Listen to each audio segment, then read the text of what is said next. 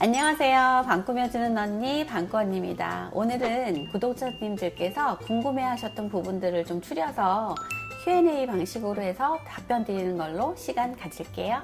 댓글에 네. 무몰딩, 히든도어 요즘 많이 하는데 네. 누구나 해도 괜찮을까요? 라는 글이 있었습니다. 어떤 집이든 누구나 하셔도 되죠. 근데 특징이 있어요. 사실은 몰딩이라는 거, 걸레바지라던가 이런 거는 재료 분리선이 있거든요. 근데 분리선을 없앤다라는 건 그만큼 천정과 벽면이 수직 수평이 맞아야 되는 작업이기 때문에 사실은 전체 공사가 아닌 부분 공사라던가 아니면 가용 범위를 최소화하신다던가 하면 그때는 조금 후순위로 차선책으로 이제 밀려드는 컨셉이긴 해요. 네. 무몰딩이나 히든도어가 요즘 많이 보이는데 네. 이렇게 많이 하는 이유가 있나요? 사실은 많이 그 트렌드라고 볼 수도 있는데요. 일단은 재료 분리선을 없애고 연결되는 부분이어서 굉장히 시각적인 기능, 시각적인 완성도가 높은 아이템이거든요. 그래서 많이들 하시는 것 같아요. 특히나 이제 깔끔해 보이고 고급스러워 보이고 럭셔리한 느낌, 그 다음에 갤러리 같이 군더더기 없는 느낌, 그런 컨셉으로 많이 하시는 거죠. 무몰딩은 모든 집에 다 잘 어울리나요? 모든 집에 사실은 꼭 그렇지는 않나요. 그래서 호불호가 좀 나뉘실 수도 있어요. 대체적으로 많이 선호들 하시는 컨셉이긴 하지만 예를 들어서 좀 프렌치 모던을 좋아하신다던가 아니면 클래식한 느낌, 앤틱한 느낌 뭐 그렇다라고 하면 별로 또 너무 차가운 느낌이다 라고 생각하실 수도 있는 컨셉이에요. 구축에도 어울려요? 구축, 신축 상관은 없습니다. 하지만 작업의 난이도와 연결된 부분이라고 보시면 될 것 같은데요. 신축 아파트의 경우에는 사실은 기존에도 몰딩을 최소화해서 사용을 하였고, 그 다음에 일단 벽면이 손미장보다는 판넬로 마감되어 있는 경우가 굉장히 많아요. 근데 구축 같은 경우는 손미장면이 굉장히 많거든요. 그래서 정말 그 측면에 서서 벽면을 봤을 때 파도 치는 듯한 느낌의 벽면이 굉장히 많아요. 그럴수록 밑작업이 많이 들어가는 부분이잖아요. 그건 밑작업이 많이 들어가고 공정이 늘어난다는 건 곧 비용과도 연결된 부분이거든요. 그래서 하이엔드 공사에서만 적용할 수 있다라고 말씀드리는 이유가 할 수 없어서 하기 어려워서가 아니라 비용적인 부분이랑 연결된다고 보시면 될 것 같아요. 무몰딩은 몰딩만 떼어내면 되는 간단한 공사 아닌가요? 그런 간단한 공사라고 볼 수는 없는 게요. 일단은 몰딩이나 걸레바지라는 거는 천정과 벽면과 바닥, 재료 분리선을 말하는 거거든요. 근데 그 분리선을 최소화한다라는 건 그만큼 밑작업이 들어가는 거고, 그 다음에 몰딩 하나만 보더라도 천정과 벽면의 분리선이잖아요. 수직 수평이 맞아야만 코너 모서리 부분이 깔끔하게 마감이 되는 부분이거든요.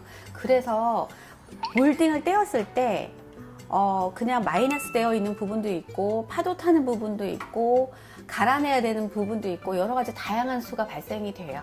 그렇기 때문에 떼기만 해서는 안 되고 밑작업을 해야 됩니다. 네. 무몰딩을 하고 나서 가장 많이 생기는 문제는 어떤 게 있을까요? 아무리 밑작업을 잘한다 하더라도 일단은 판재로 이제 코너를 각을 잡아주잖아요. 근데 판재라는 건 이제 수축 팽창을 할 수 있단 말이에요. 그렇기 때문에 시간이 장시간 지났을 때 수축 팽창으로 인해서 그 코너 모서리 부분이 이제 균열이 될 수도 있어요. 그래서 도배로 마감했을 때 도배가 좀 뜬다던가 아니면 페인트로 마감했을 때 그 코너 자리가 금이 간다던가 그런 하자가 발생할 수 있거든요. 그래서 상당히 좀 이렇게 밑작업과 관리 유지 보수가 들어가는 작업이라고 볼 수 있죠. 히든도어는 일반 방문과 정확히 뭐가 다른 건가요? 가장 큰 특징은요, 문선과 문틀이 없다는 거예요. 그래서 벽면과 일체감 있게 가는 부분인데요. 일단 도어 자체의 무게감이 있기 때문에 전용 경첩을 쓴다던가 아니면 이제 문틀을 쓴다던가 이런 부분들이고요. 가장 큰 특징은 이제 문틀과 문선이 없는 거죠. 그래서 벽체와 통일감 있게 연결이 된다는 부분입니다. 히든도어는 시간이 지나면 문이 처지거나 틀어진다는 이야기도 있던데요.